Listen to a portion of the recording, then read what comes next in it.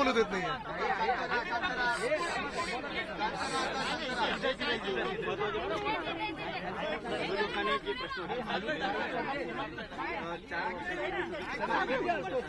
ऐका, त्याच्यावर जे बोलायचं ते मी सकाळी पण बोललेलो आहे आणि मला वाटतं 5 वर्ष बदनामीचा प्रयत्न चालू आहे.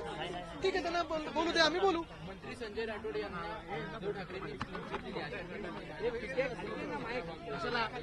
आवाज नाही आरोप चालू होते त्यांच्यावर. मग त्यांनी आरोप लावलेले खोटे होते का? किंवा मंत्रिपदांना आम्ही तर काढलं होतं ना, त्यांनी तर मंत्रिपद दिलं त्यांना परत.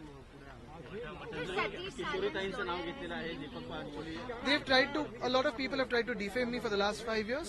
If it's in court, we will speak in court. But we have exposed the government in this one session itself. If you see, in the past one session, we have exposed the government on the budget and the false promises it made to the people of Maharashtra. We have exposed the BJP's fake Hindutva. We have exposed the way they tried to use Aurangzeb to cover up all other issues. And yesterday, I'm very thankful to the RSS to bring back sense to the BJP. असं वाटतं का तुम्हाला बसणार?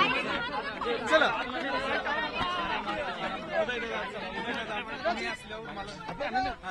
प्रयत्न करतील हे आराम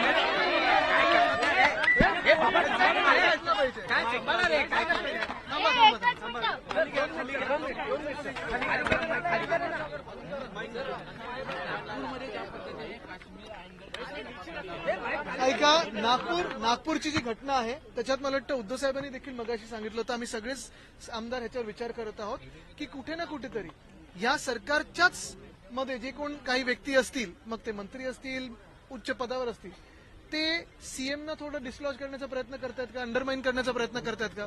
तिथे आरएसएसचं मुख्यालय आहे, तिथे मुख्यमंत्री तिकडचेच आहेत, गडकरी साहेब तिकडचेच आहेत.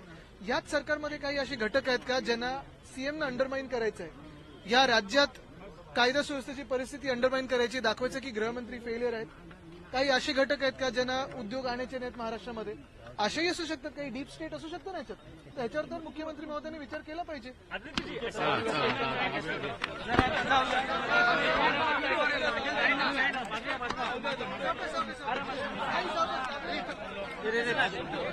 झालं बोललं नाही या माणसाला मला सोडायचं नाही. पंकज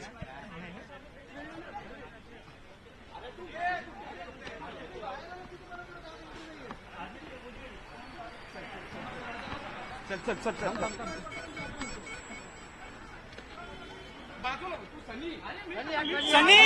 सनी